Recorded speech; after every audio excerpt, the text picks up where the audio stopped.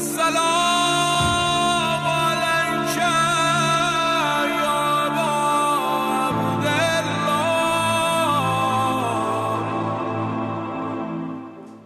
أعوذ بالله من الشيطان الرجيم. بسم الله الرحمن الرحيم. الحمد لله رب العالمين. الصلاة والسلام والتحية والإكرام على الرسول الأنام خاتم النبيين رحمة للعالمين وعلى آله الطيبين الطاهرين الذين أذهب الله عنهم الرجس وطهرهم تطهيرا. اللهم صل على محمد وآل محمد.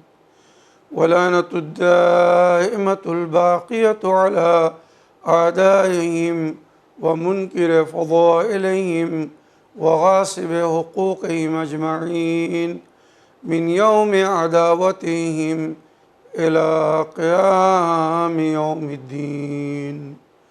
أما بعد يا عباد الله، أوصيكم ونفسي بتقوى الله، فإن التقوى خير الزاد وبها المعاد، وتنفع يوم لا ينفع فيه مال ولا بنون إلا من أتى الله بقلب سليم.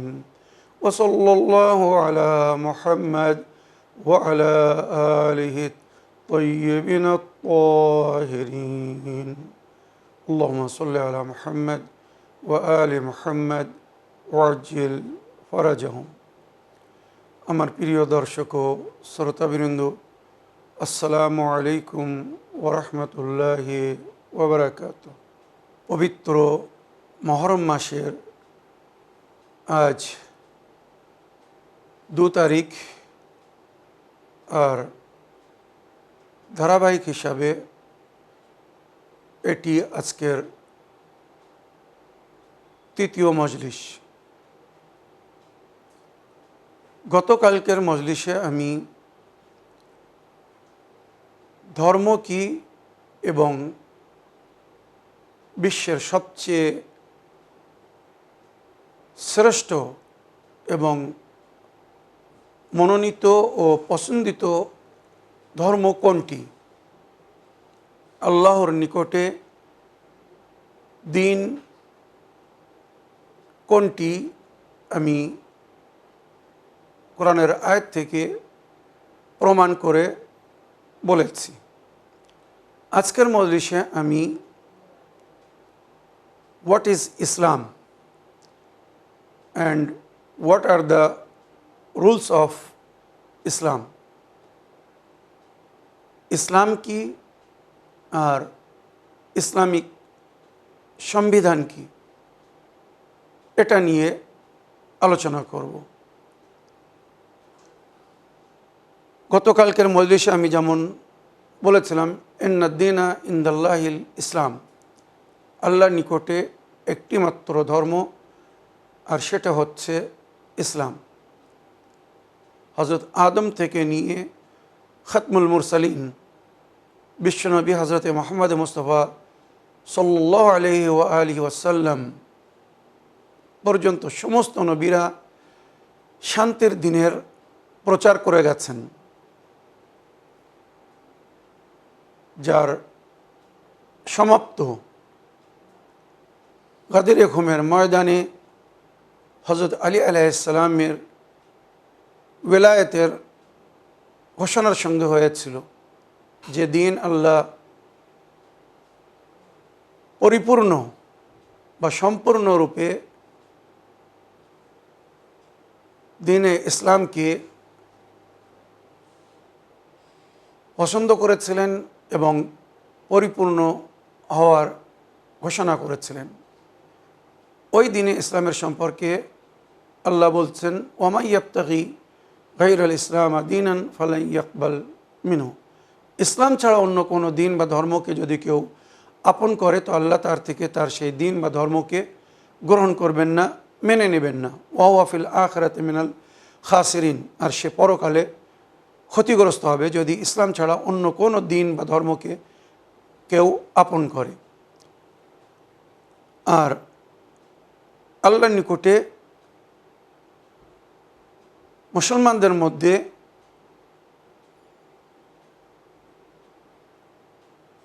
যে বহু ফেরকা হয়ে আছে, সবাই ইসলামের বা ইসলামের অন্তর্ভুক্ত হওয়ার, ইসলামের মান্যকারী হওয়ার দাবি করছে। সবাই নিজের দিন বা ধর্মকে ইসলাম বলছে। এরা কি সবাই সঠিক ইসলামকে ফলো করছে? সেই ইসলামকে ফলো করছে যে ইসলামকে আল্লাহ তাদের জন্য পছন্দ করেছেন? অধিকরা হজরত আলী আলাইহিস সালামের ওয়েলায়েতকে গ্রহণ করেনি, যে ওয়েলায়েতের ঘোষণার সঙ্গে আল্লাহর এই দিন সম্পূর্ণ হয়েছিল, যে ঘোষণার পরে আল্লাহ শেষ আয়াত পাঠিয়ে ঘোষণা করেছিলেন, আল-ইয়াওমা আকমালতু লাকুম দীনাকুম ওয়া আতমামতু আলাইকুম নি'মাতি ওয়া রাদিতু লাকুমুল ইসলামা দীনা। তাহলে তারা যে ইসলাম বা ইসলামের অন্তর্ভুক্ত হওয়ার দাবি করছে, এরা কি সত্য কথা বলছে? তো এদের বিষয়েও কোরআন বলছে, আল্লাহ রাব্বুল আলামিন বলেছেন সূরা সাফের আয়াত নম্বর 7, তাদের চেয়ে তো বড় জালিম ও অত্যাচারী কে হতে পারে যে আল্লাহর উপরে মিথ্যা অপবাদ দিচ্ছে, ইসলামের দাবি করছে বা দাওয়া করছে বা ইসলামের দাওয়াত দিচ্ছে, কিন্তু তারা বাস্তবে সেই দিনে ইসলামকে ফলো করছে না, সেই ইসলামিক সংবিধানকে ফলো করছে না যেটি আল্লাহ তাদের জন্য পছন্দ করেছেন। ওয়াল্লাহু লা ইয়াহদিল কওমাল যালিমিন। আল্লাহ এই জালিমদের কখনো হেদায়েত করেন না বা করবেন না, যারা আল্লাহর মনোনীত দ্বীনে ইসলামকে, আল্লাহর পছন্দিত দ্বীনে ইসলামকে ওয়েলায়েতের সঙ্গে গ্রহণ করেনি। এবারে আজ আমি এখান থেকে ইসলামিক সংবিধান আপনাদের সামনে তুলে ধরতে চাই। মনে রাখবেন, ইসলাম মানে শান্তি। What is Islam? তো তার উত্তর হচ্ছে, Islam is the religion of peace. ইসলাম একটি শান্তির দিন। ইসলাম শান্তি চায়, আল্লাহ তার বান্দাদের জন্যে শান্তি চেয়েছেন। তো সেই শান্তিকে বজায় রাখার জন্যে যে rule and system of life দিয়েছেন আল্লাহ রাব্বুল আলামিন নিজের বান্দাদের জন্যে, যে রুল অ্যান্ড রেজুলেশন পাশ করেছেন, যার উপরে আমাল করলে, যেটা মেনে চললে তাদের জীবনে শান্তি বজায় থাকবে, সেই শান্তির দিনের নাম দিয়েছেন ইসলাম। তাহলে ইসলাম কি, আশা করি আপনারা বুঝতে পেরেছেন। এবারে আসুন ইসলামিক সংবিধান বা ইসলামের শিক্ষা বা তালিম কি আমরা জানার চেষ্টা করি। এইগুলো যদি তারা একবার বোঝার চেষ্টা করে বা জানার চেষ্টা করে, যারা এখনও হকিকাতে ইসলাম থেকে দূরে আছে, আমার মনে হয় তারা কখনো ইসলামকে বা মুসলমানদেরকে ভুল বুঝবেন না। কেননা ইসলাম এমন একটি দিন বা এমন একটি ধর্ম যেটি আল্লাহ তার বান্দাদের জন্যে পছন্দ করেছেন, আর মানব জীবনের সমস্ত প্রয়োজনকে এই দিনের মধ্যে পুরো করা হয়েছে। জাবেতায়ে হায়াত মানে জীবনযাপন করার জন্যে যার প্রয়োজন, যে পদ্ধতি বা রুল অ্যান্ড সিস্টেমকে ফলো করতে হবে, সব কিছু ইসলামের মধ্যে আল্লাহ রাব্বুল আলামিন জমা করে দিয়েছেন, সংকলন করে দিয়েছেন। এবারে এই ইসলামের মূল ধারা হচ্ছে আল্লাহ রাব্বুল আলামিনকে এক ও অদ্বিতীয়, ওয়াহদাহু লা শরীক বলে মানা। আল্লাহ নিরাকার, আল্লাহ দেখা যায় না বা দেখা যাবে না। আল্লাহ নূরুস সামাওয়াতি ওয়াল আরদ, জমিন ও আসমানের জন্য নূর। যেমন কারেন্ট, ইলেকট্রিসিটি, বিজলি দেখা যায় না, তারের মধ্যে দিয়ে বা বিভিন্ন সিস্টেমের মধ্যে যে কারেন্ট থাকে, ইলেকট্রিসিটি থাকে, বিজলি থাকে, আমরা কিন্তু তাকে দেখতে পাই না। আমরা দেখি তার প্রকাশ বাল্বের মাধ্যমে, টিউবলাইটের মাধ্যমে, বা বিভিন্ন লাইট, পাখা, এসি ডিভাইসেসের মাধ্যমে আমরা বুঝতে পারি যে এখন এই তারের মধ্যে কারেন্ট আছে বা ইলেকট্রিসিটি আছে। ইলেকট্রিসিটি তার অস্তিত্ব, তার উজুদ আছে, কিন্তু আমরা দেখতে পাই না। ওইরূপ আল্লাহ রব্বুল আলামিনের উজুদ আছে, কিন্তু তার প্রকাশ, তার কুদরতের করিশ্মা আমরা দেখতে পাই, তাকে দেখতে পাই না বা দেখতে পাবো না। লান তারানি, আল্লাহ নিজেই বলেছেন আমাকে তোমরা কখনো দেখতে পাবে না। সুতরাং সেই নিরাকার ওয়াহদাহু লা শরীক আল্লাহর প্রতি বিশ্বাস স্থাপন করতে হবে। কুল হু আল্লাহু আহাদ, আমার নবী বলে দিন আল্লাহ এক, অদ্বিতীয়। আল্লাহুস সামাদ, আল্লাহর কোনো প্রয়োজন নেই, সে বেনিয়াজ, কারোর প্রয়োজন নেই। আমরা যদি মানি তাও আল্লাহ আল্লাহ থাকবে, আর যদি আমরা না মানি তাও আল্লাহর কোনো ক্ষতি নেই, আল্লাহ আল্লাহ থাকবেন। কুল হু আল্লাহু আহাদ আল্লাহুস সামাদ লাম ইয়ালিদ ওয়া লাম ইউলাদ, না আল্লাহকে কেউ সৃষ্টি করেছে, না আল্লাহ কাউকে, যেমন মাতা পিতা জন্ম দেন এইভাবে কাউকে জন্ম দিয়েছেন। হ্যাঁ, সকলের জীবন দান আল্লাহ দিয়েছেন। এই দুনিয়ায় আমরা যে প্রসেসের মাধ্যমে, সিস্টেমের মাধ্যমে এসেছি, সব কিছু আল্লাহর দায়িত্বে।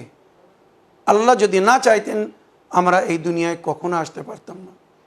কিন্তু আল্লাহ না কারোর পিতা, না কারোর সন্তান বা ছেলে। লাম ইয়ালিদ ওয়ালাম ইউলাদ ওয়ালাম ইয়াকুন লাহু কুফুয়ান আহাদ, আল্লাহর কোনো কফ নেই, জীবন সাথী নেই, শরিক নেই, সাথী নেই, পার্টনার নেই, মনে রাখবেন। তো এখান থেকে ওই সমস্ত ধর্মের বিশ্বাসকে বাতিল করা হয়েছে। ক্লিয়ারলি বলা হয়েছে যারা আল্লাহর সঙ্গে অন্যকে শরিক করে বা কাউকে আল্লাহর সন্তান বলে মানে, আল্লাহ পরিষ্কার বলছেন না আমি কারোর সন্তান, না কেউ আমার সন্তান, না আমার কোনো পিতা আছে, না আমি কারোর পিতা, পরিষ্কার। সুতরাং এবারে আগে আসুন, আল্লাহ রব্বুল আলামিন আমাদেরকে যে দিন বা ধর্ম দিয়েছেন ইসলাম, এই ইসলামের সংবিধান আমরা কোথা থেকে জানব, কোথা থেকে পাব? তো আল্লাহ এর জন্যে পবিত্র কিতাব কোরআনে মাজিদ আমাদেরকে দিয়েছেন, যে বিষয়ে আমি আগের কোনো মজলিসে বিস্তারিত আলোচনা করব। তবে আজ সংক্ষিপ্ত এতটুকু বলবো, শাহরু রমজান আল্লাযী উনজিলা ফীহিল কুরআন হুদাল লিন্নাসি ওয়া বাইয়িনাতিম মিনাল হুদা ওয়াল ফুরকান, পবিত্র রমজান মাস, যে মাসে আল্লাহ এই কোরআনকে অবতীর্ণ করেছিলেন বা করেছেন মানুষের হেদায়েতের জন্যে। হেদায়েতের সমস্ত রাস্তা ক্লিয়ারলি পরিষ্কার করে দেখানো হয়েছে। যালিকাল কিতাবু লা রাইবা ফীহি হুদাল লিল মুত্তাকিন, এই সেই গ্রন্থ মানে কোরআন, পবিত্র কিতাব, যার মধ্যে কোনো সন্দেহ নেই। লা রাইবা ফীহি হুদাল লিল মুত্তাকিন, এই কিতাব মুত্তাকিদের জন্যে, পরেজগারদের জন্যে, যারা আল্লাহর ভয় করে চলে তাদের জন্যে হেদায়েত দানকারী, হেদায়েত করবে। কিন্তু যারা আল্লাহর ভয় করে না, এই কিতাব কিন্তু তাদের হেদায়েত করেনি বা হয়তো করতে পারবে না। অনেক সময় আপনারা দেখেছেন মানুষ কোরআন হাতে নিয়ে মিথ্যা কথা বলে, তার মানে কি তার অন্তরে আল্লাহর ভয় নেই, কোরআনের কসম খেয়ে মিথ্যা কথা বলে। তার অন্তরে যদি আল্লাহর ভয় থাকতো কখনো কোরআন ছুঁয়ে কোরআন হাতে নিয়ে মিথ্যা কসম খেত না। এমন কাজ করছে যেগুলো কোরআন বিরোধী, তারপরেও সে নিজেকে মুসলমান বা কোরআনের মান্যওয়ালা বলছে। তো এর অন্তরে যদি আল্লাহর ভয় থাকতো কখনো এইভাবে মিথ্যা কথা বলতো না। তো কোরআন কার হেদায়েত করবে? যে মুত্তাকি, পরহেজগার এবং আল্লাহর ভয় করে, মানে আল্লাহর সম্মান করে, আল্লাহর হুকুম মেনে চলে। তো কোরআন, আর দ্বিতীয় হচ্ছে নবীর সুন্নাত। কোরআনের আয়াতের ব্যাখ্যা করেছেন প্রিয় নবী করিম সাল্লাল্লাহু আলাইহি ওয়াসাল্লাম। কোরআন ইসলামিক সংবিধানের সারাংশ, মানুষের প্রয়োজন সব কিছু এই কোরআনের মধ্যে আছে। লা রাতাবিন ওয়ালা ইয়াবিসিন ইল্লা ফি কিতাবিম মুবিন। বিশ্বের, দুনিয়ার, পৃথিবীর কোনো শুষ্ক বা তরল পদার্থ এমন নেই যার জিকির এই কোরআনে হয়নি। সব কিছু কোরআনের মধ্যে আছে, হয়তো বিস্তারিতভাবে উল্লেখ হয়নি, কিন্তু তার একটি সারাংশ, ইঙ্গিত বা ইশারা দেওয়া হয়েছে যার নবী ব্যাখ্যা করেছিলেন। তাই কোরআন পড়ে বোঝার ক্ষমতা সবার নেই। যতক্ষণ নবীর ব্যাখ্যা না পড়বেন, বা নবী করিম সাল্লাল্লাহু আলাইহি ওয়াসাল্লাম যাদেরকে কোরআনের সাথী করে রেখে গেছেন, আহলে বায়তের ব্যাখ্যা, আহলে বায়ত যে তাফসির করেছেন, যতক্ষণ সেটা না জানবে মানুষ কখনো কোরআনের সঠিক পায়গাম বুঝতে পারবে না। তাই নবী যতক্ষণ ছিলেন, নবী কোরআনের আয়াতের তাফসির করছিলেন, ব্যাখ্যা করছিলেন। কিয়ামত পর্যন্ত এই কোরআনের আয়াতের কে ব্যাখ্যা করবে? যখন নবী থাকবেন না তখন মানুষ এই কোরআন কি করে বুঝবে? তাই আহলে বায়তকে নবী কোরআনের সঙ্গে রেখে গেছেন। প্রথম ইমাম থেকে নিয়ে 12 ইমাম পর্যন্ত সবাই নিজের সময়ে, নিজের যুগ পরিস্থিতি হিসাবে এই কোরআনের আয়াতের ব্যাখ্যা করবেন। কেননা কোরআন এমন একটি কিতাব যেটি চিরস্থায়ী, আর কিয়ামত পর্যন্ত সকলের হেদায়েতের জন্যে আল্লাহ অবতীর্ণ করেছেন। এর আগে যে আসমানি কিতাব এসেছিল, সেই সমস্ত নবীদের যাওয়ার পরে, দুনিয়া থেকে পর্দা নেওয়ার পরে তাদের কিতাবের যে ভ্যালিডিটি ছিল সেটা সমাপ্ত হয়ে গেছে। শেষ কিতাব, শেষ শরিয়াত হচ্ছে প্রিয় নবীর শরিয়াত, আর কিতাব হচ্ছে মানে শরিয়াতের সংবিধান বা রুল অ্যান্ড সিস্টেম যে বইয়ের মধ্যে লেখা হয়েছে সেটা হচ্ছে কোরআন। সুতরাং যারা শেষ নবীর যুগে এবং তারপরে জন্ম নিয়েছে তাদের কর্তব্য বা দায়িত্ব এই পবিত্র কোরআনকে মানা ইলাহি সংবিধান রূপে, আর শেষ নবী প্রিয় নবী হযরত মুহাম্মদ মুস্তাফা সাল্লাল্লাহু আলাইহি ওয়াসাল্লামের উপরে ঈমান আনা। উনি যেটা বলবেন আল্লাহর তরফ থেকে বলবেন, ওনার বাণী, ওনার হাদিস বা নবীর কার্যকর্ম আমাদের জন্যে সুন্নাত, মানে যেটাকে আমাদেরকে ফলো করতে হবে। তো আমাদের হেদায়েতের জন্য আল্লাহর কিতাব এবং নবীর সুন্নাত। এবারে ইসলামিক সংবিধান যেটাকে আমাদেরকে ফলো করতে হবে বা মেনে চলতে হবে, মূল দুটি ভাগে ভাগ করা হয়েছে। ভালো করে মন দিয়ে এগুলো শুনবেন। আমি কিন্তু আপনাদের জন্যে, বিশ্ববাসীদের জন্যে, মুসলিম এবং নন মুসলিম সকলের জন্যে আমাদের দিন, ধর্ম বা মাযহাবের পরিচয় করাচ্ছি। সুতরাং আল্লাহ রসুলের প্রতি ঈমান আনার পরে এবারে আমরা যে ইসলামিক সংবিধানের উপরে আমাল করব, তো এই সংবিধানকে দুই ভাগে ভাগ করা হয়েছে। একটি হচ্ছে উসুলে দিন আর আরেকটি হচ্ছে ফুরুয়ে দিন। উসুলে দিন মানে দিনের শিকড়, জড়, ভিত, আর ফুরুয়ে দিন মানে দিনের শাখা, দিনের কাণ্ড বা ডাল বলতে পারেন। মনে রাখবেন, ফুরুয়ে দ্বীন যার উপরে আমাদেরকে আমাল করতে হবে, কার্য করতে হবে, আর উসুলে দ্বীন যার উপরে আমাদেরকে ঈমান আনতে হবে। এবারে উসুলে দ্বীন কি কি ভালো করে মন দিয়ে শুনবেন। তো সর্বপ্রথম তৌহিদ, আল্লাহ রব্বুল আলমিনের ঐক্যতা, এক, অদ্বিতীয়, এবং তিনি সমস্ত জায়গায় আছেন, আমাদেরকে দেখছেন। আন্তাফি আইনিল্লাহ ফান্দুর মাদা তারা, তুমি তোমার প্রতিপালকের দৃষ্টিতে আছো, নজরের সামনে আছো, এবারে ভেবে দেখো তোমাকে কি করা উচিত বা কি করতে হবে। তো আল্লাহ সমস্ত জায়গায় আছেন, আল্লাহ এক, অদ্বিতীয়, সূরা তৌহিদ যার প্রমাণ। এবারে আল্লাহ রাব্বুল আলামিন আমরা যে কাজগুলো করব, তো আমাদের সমস্ত কর্ম লিপিবদ্ধ করার জন্যে দুটি ফেরেশতা আমাদের সঙ্গে নিযুক্ত করে রেখেছেন, কিরামাল কাতিবিন যাদেরকে বলা হয়েছে। ডান কাঁধে এক ফেরেশতা আর বাম কাঁধে আর এক ফেরেশতা, সবসময় তারা আমাদের নেকি বদি লিখছে।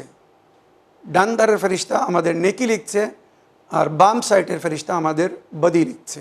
মনে রাখবেন, আমরা যখন মারা যাব, এই দুই ফেরেশতার ডিউটি তখন শেষ হয়ে যাবে। তারা আমাদের আমালনামা যা কিছু তারা লিপিবদ্ধ করেছে আল্লাহর দরবারে আমাদের তরফ থেকে পেশ করে দেবে। এবারে ওই আমালনামা দেখে আমাদের বিচার হবে। মনে রাখবেন, তো আল্লাহ এবং আল্লাহর পরে ফেরেশতাদের প্রতি আমাদেরকে বিশ্বাস স্থাপন করতে হবে। মালায়েকা যাদেরকে বলা হয়েছে, আরও মালায়েকা আছে যাদের অনেক কাজ আছে, যার বিস্তারিত আলোচনা ইনশাআল্লাহ অন্য কখনো করব। আল্লাহ রাব্বুল আলামিন আমাদের হেদায়েতের জন্যে আম্বিয়া ও মুরসালিনদেরকে পাঠিয়েছেন। হযরত আদম নবী থেকে শেষ নবী হযরত মুহাম্মদ মুস্তাফা সাল্লাল্লাহু আলাইহি ওয়াসাল্লাম, সমস্ত নবীরা এসেছেন আল্লাহর বান্দাদের হেদায়েতের জন্যে। এই হেদায়েতের ব্যবস্থা যদি আল্লাহর তরফ থেকে না করা হতো, আর মানুষ যদি ভুল করত, আল্লাহ তাদেরকে সাজা বা শাস্তি দেওয়ার হক রাখতো না। কারণ তারা কাল অভিযোগ করত, কালকে আল্লাহর সামনে তারা বলতো যে আল্লাহ, আমাদেরকে কেউ বলার লোক ছিল না, কেউ বলেনি কোনটা ভালো কোনটা মন্দ, কোনটা আপনি পছন্দ করেন কোনটা অপছন্দ করেন, কোনটি হালাল কোনটি হারাম, কোনটা জায়েজ কোনটি না জায়েজ, কি হক কি বাতিল, সত্য মিথ্যা আমরা কিছুই জানতাম না। সুতরাং ওই জন্য আমরা আমাল করতে পারিনি। তাই আল্লাহ নবীদেরকে পাঠিয়েছেন, হাদি পাঠিয়েছেন, যাতে কেউ এই কথা না বলতে পারে যে আমাদের হেদায়েত করার কেউ ছিল না। আর এটাও আল্লাহর বড় একটা কৃপা, প্রথম মানবজাত, প্রথম মানুষ যিনি এই দুনিয়ায় এসেছিলেন, উনি নবী হয়ে এসেছিলেন, যাহাতে ওনার আগে কেউ এসে যদি ফিরে যেত বা মারা যেত, সে বলার সুযোগ পেত যে আমার কেউ হেদায়েত করার ছিল না। তাই প্রথম বান্দা যিনি এই দুনিয়ায় এসেছিলেন হযরত আদম আলাইহিস সালাম, উনি নবী হয়ে এসেছিলেন, হেদায়েত দেওয়ার জন্য এসেছিলেন, হেদায়েত নেওয়ার জন্য না। মনে রাখবেন, তো আল্লাহ এবং মালায়েকা এবং আসমানি কিতাব, আল্লাহ আমাদের হেদায়েতের জন্যে, নিজের বান্দাদের হেদায়েতের জন্য যে সমস্ত কিতাব দিয়েছেন, তৌরাত, জবুর, ইনজিল, কোরআন। তৌরাত জনাবে মুসা নবীকে দেওয়া হয়েছিল, জবুর জনাবে দাউদ নবী ও সুলাইমান নবীকে দেওয়া হয়েছিল, এবং ইনজিল জনাবে ঈসা নবী আলাইহিস সালামকে দেওয়া হয়েছিল, আর পবিত্র কোরআন প্রিয় নবী করিম সাল্লাল্লাহু আলাইহি ওয়াসাল্লামকে দেওয়া হয়েছিল। আর এছাড়া আরও অনেক আসমানি সাহিফা ছিল, বিভিন্ন নবীদেরকে দেওয়া হয়েছিল। কেন? যাতে ওই সাহিফা পড়ে বা পবিত্র আসমানি কিতাব পড়ে নবীরা, মুরসালিনরা আল্লাহর বান্দাদেরকে ইলাহি সংবিধান শেখাতে বা জানাতে পারে, কিভাবে চললে তাদের মঙ্গল হবে, কি করতে হবে, কোথা থেকে বিরত থাকতে হবে, কি করলে আল্লাহ রাজি বা খুশি হবেন, আর কি করলে আল্লাহ অসন্তুষ্ট হবেন বা নারাজ হবেন, সব কিছু নবীরা নিজের উম্মতকে বলেছিলেন। মনে রাখবেন, তো আমাদেরকে আল্লাহ, মালায়েকা, আসমানি কিতাব, আম্বিয়া মুরসালিনের ওপরে ঈমান আনতে হবে, আল্লাহর আদালতের প্রতি বিশ্বাস রাখতে হবে। কেননা এরপরে আসছে আখিরাত। আখিরাত মানে কি? পরকাল, আমাদের হিসাব হবে। মা খালাকাল্লাহু শাইআন আবাসা, আল্লাহ কোনো জিনিস বৃথা সৃষ্টি করেননি। সুতরাং আল্লাহ রাব্বুল আলামিন বিভিন্ন আয়াতের মধ্যে বলেছেন, তোমরা কি ভাবছো, আমি কি তোমাদেরকে এমনি এমনি বেকার সৃষ্টি করেছি? না। ওয়া মা খালাকতুল জিন্না ওয়াল ইনসা ইল্লা লিয়াবুদুন, আমি জিন্ন ইনসকে সৃষ্টি করিনি কিন্তু আমার উপাসনা বা ইবাদতের জন্যে। সুতরাং সেই উপাসনা বা ইবাদত যার জন্য আল্লাহ আমাদেরকে সৃষ্টি করেছেন বা আরও কিছু দায়িত্ব দিয়েছেন, যদি আমরা সেগুলো পালন করি আমরা নেজাত পাব। যদি সেগুলো না মানি, তার উপরে আমাল না করি, আমরা কিন্তু পার পাবো না। তাবারাকাল্লাযী বিয়াদিহিল মুলক আল্লাযী খালাকাল মাউতা ওয়াল হায়াত লিয়াবলুয়াকুম আইয়ুকুম আহসানু আমালা।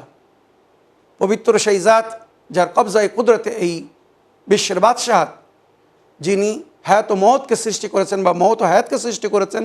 লিয়াবলুয়াকুম আইয়ুকুম আহসানু আমালা, আল্লাহ দেখতে চেয়েছেন তোমাদের মধ্যে কে নেক কাজ করবে। তো আমরা এই দুনিয়ায় এসেছি পরীক্ষা দেওয়ার জন্যে। যে পাশ করবে সে স্বর্গে যাবে, যে ফেল হয়ে যাবে সে নরকে যাবে। তো মনে রাখবেন, আমাদেরকে আখিরাতের প্রতি বিশ্বাস রাখতে হবে। আলামে বারজাখ, মরার পরের দুনিয়া, কবরের দুনিয়া, আর তারপরে যখন আমাদেরকে পুনরায় তোলা হবে হিসাব কিতাবের জন্যে। মিনা খালাকনাকুম ওয়া ফিহা নুঈদুকুম ওয়া মিনহা নুখরিজুকুম তারাতান উখরা, কেন তোলা হবে? হিসাব কিতাবের জন্যে। তারপরে কেউ জান্নাতে যাবে, কেউ জাহান্নামে যাবে। আল্লাহ ন্যায় বিচারক, আদল ইনসাফ করবেন। ইন্নাল্লাহ ইয়া'মুরুকুম বিল আদলি ওয়াল ইহসান, আল্লাহ তোমাদেরকে হুকুম দিয়েছেন ইনসাফ করার জন্যে, নেকি করার সঙ্গে অন্য সঙ্গে নেকি করো, উপকার করো।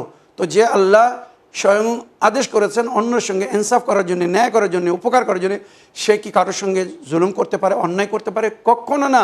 ইন্নাল্লাহা লাইসা বিযাল্লামিল লিল আবিদ, আল্লাহ নিজের ক্ষুদ্রতম বান্দার উপরেও কখনো জুলুম করেন না। তো আল্লাহর ন্যায় বিচারের প্রতি ঈমান রাখতে হবে।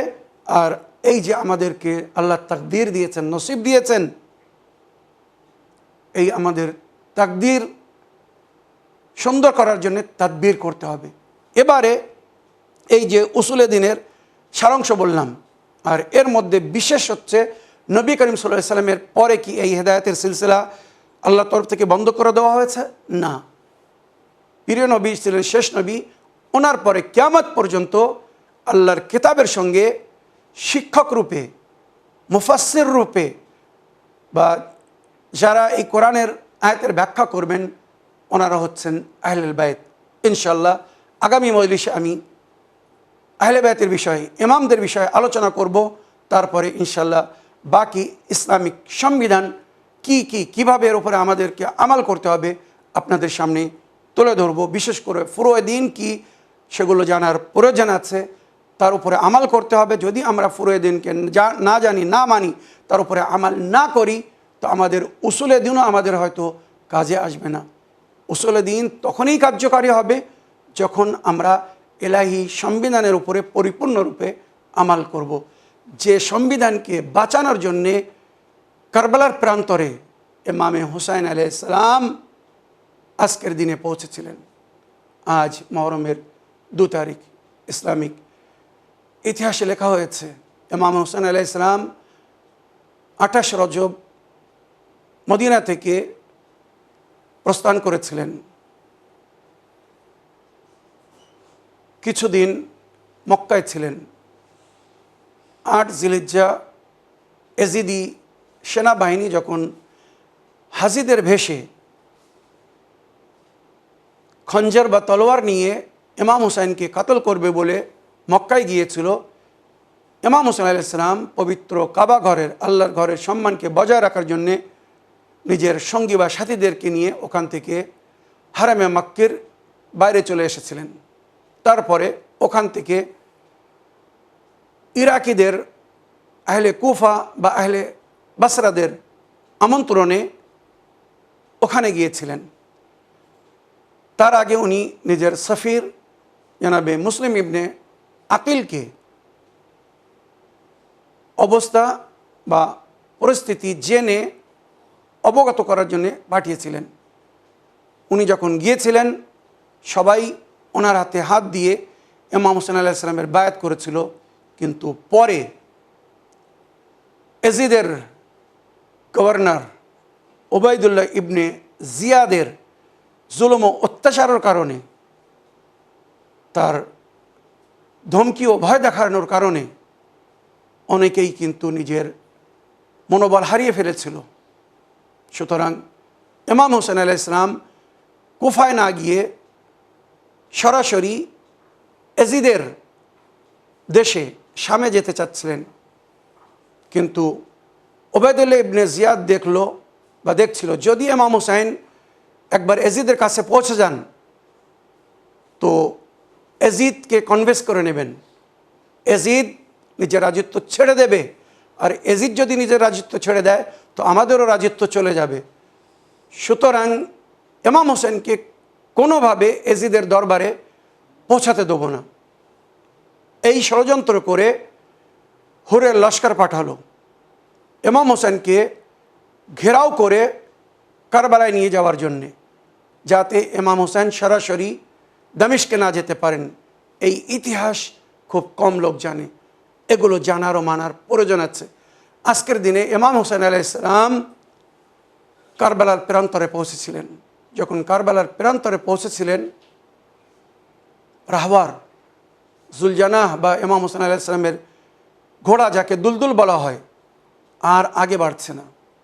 ইমাম হোসেন এত চেষ্টা করছেন কিন্তু জুলজানাহ আগে যাচ্ছে না, তার দুই চোখ দিয়ে অস্ত্রপাত হচ্ছে। ইমাম হোসেন আলাইহিস সালাম ইশারা বুঝতে পারলেন, ঘোড়ার পিঠ থেকে নিচে নামলেন, আর নানার দোয়া জিবরাইল আমিনের মাধ্যমে যে মাটি নবী করিম সাল্লাল্লাহু আলাইহি ওয়াসাল্লামকে দোয়া হয়েছিল যে এই মাটির উপরে আপনার সন্তানকে ক্ষুধায় পিপাসায় কাতর করে শহীদ করা হবে। কারবালার মাটিকে জান্নাতের মাটি বলা হয়েছে, ইন্না আরদা কারবালা বুকআতুম মিনাল জান্নাহ, কারবালার জমিন জান্নাতের একটি টুকরো, একটি সুগন্ধিত মাটি। সুতরাং ইমাম হোসেন নিজের পকেট থেকে সেই মাটি বাইর করলেন আর কারবালার এক মুঠো মাটি নিজের হাতে নিলেন। উভয়কে যখন নাকের নিকটে নিয়ে শুকে দেখলেন তো উভয়ের সুগন্ধ এক ছিল, চুল পরিমাণে পার্থক্য ছিল না। ইমাম হোসেন আলাইহিস সালাম বুঝতে পারলেন আমরা নিজের গন্তব্যে পৌঁছে গেছি। সুতরাং সঙ্গে সঙ্গে নিজের ভাই মাওলা আব্বাসকে বললেন, ছেলে আলী আকবরকে বললেন, বাবা তোমরা নিচে নামো, আব্বাস আমার ভাই নিচে নামো, এখানে খায়মা লাগানোর ব্যবস্থা করো। ফুরাত নদীর ধারে নেমেছিলেন আর বললেন, এখানে এবারে খায়মা লাগাও, আমরা নিজের গন্তব্যে পৌঁছে গিয়েছি, যার ওয়াদা ছিল হয়তো এই জমিন হবে আমাদের শেষ স্থান, চিরস্থায়ী স্থান।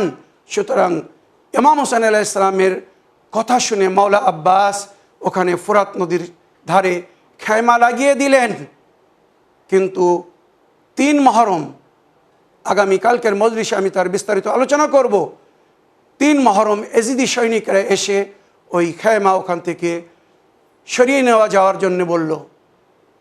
মাওলা আব্বাস বললেন, আমরা এখান থেকে খায়মা সরাবো না, তলোয়ার দিয়ে একটা দাগ টেনে দিলেন, কারোর সাহস হয়তো এই দাগের আগে এসে দেখাও।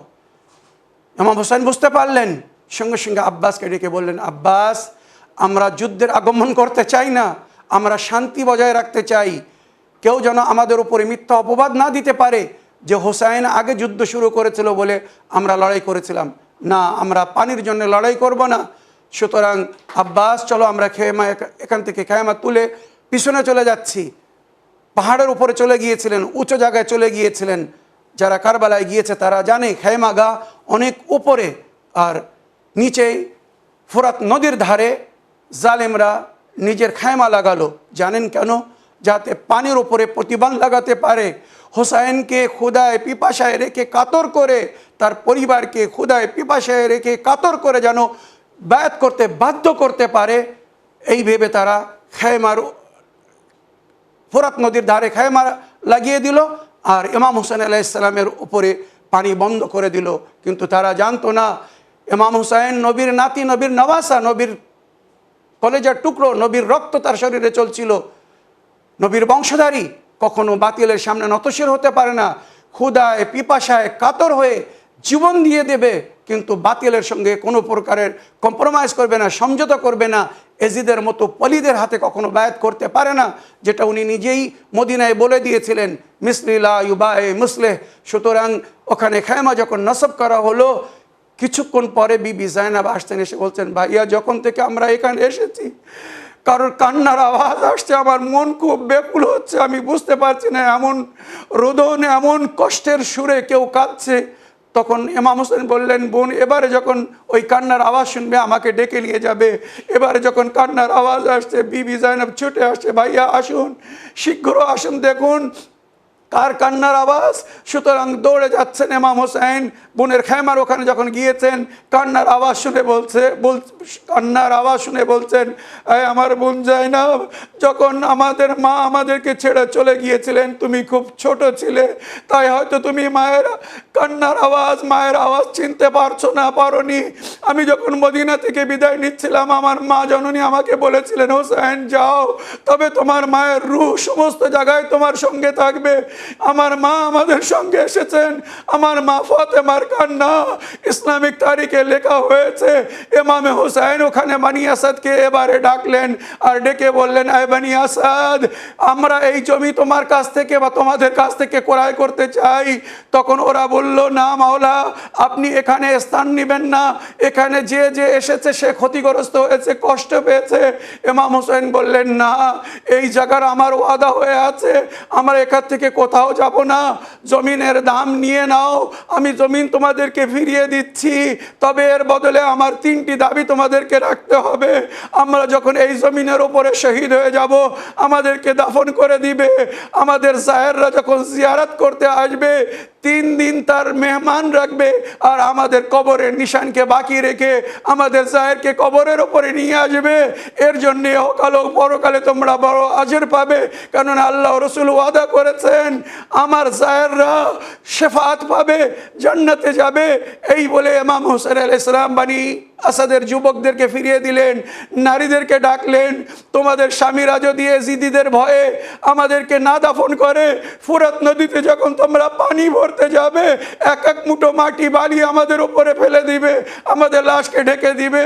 তারপরে বাচ্চাদেরকে পাঠালেন, বাচ্চাদেরকে ডাকলেন, বললেন, এই বাচ্চারা, তোমাদের মাতা পিতা যদি জালিমদের ভয়ে, এজিদি লস্করের ভয়ে আমাদেরকে দাফন কাফন না করতে পারে, তো তোমরা ছোট বাচ্চারা তোমরা এখানে আসবে, খেলাধুলো করার সময় কেউ তোমাদেরকে নিষেধ করবে না। ছোট ছোট হাত দিয়ে অল্প অল্প কারবালার মাটি তুলে আমাদের লাশের উপরে ফেলে দিও। বড় আশা ছিল ইমাম হোসেন আলাইহিস সালামের দাফনের, কিন্তু জালিমরা ইমাম হোসেন ওনার শাহিদদেরকে শহীদ করার পরে বেগরো কাফন ফেলে চলে গিয়েছিল। কেউ ইমামে হোসেনকে দাফন করেনি বা কাউকে দাফন করার অনুমতি দেওয়া হয়নি আশুরার দিন। ইন্না লিল্লাহ ওয়া ইন্না ইলাইহি রাজিউন, রাদান বিকাদাইহি ওয়া তাসলিমান লিআমরিহি।